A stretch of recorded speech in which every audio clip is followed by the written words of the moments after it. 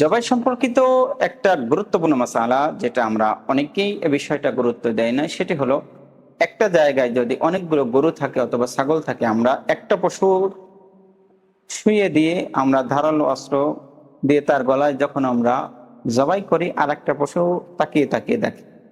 এই বিষয়টার ক্ষেত্রে রাসূল করিম সাল্লাল্লাহু আলাইহি ওয়াসাল্লামের নির্দেশনা হলো অবশ্যই অবশ্যই পশুর সামনে কোনো পশুকে জবাই দেওয়া যাবে না, কারণ রাসূল করিম সাল্লাল্লাহু আলাইহি ওয়াসাল্লাম ছিলেন ওয়ামা আরসালনাকা ইল্লা রাহমাতাল লিল আলামিন। প্রত্যেকটা পশু পাখি সকল কিছুর জন্য তিনি রহমত ছিলেন। রাসূল করিম সাল্লাল্লাহু আলাইহি ওয়াসাল্লাম বলেছেন, কোনো পশুর সামনে কোনো অবস্থাতেই যেন আরেকটা পশুকে ধারালো ছুরি দিয়ে অবশ্যই কোনো অবস্থাতেই যেন ধারালো ছুরি দিয়ে তাকে জবাই করা না হয়।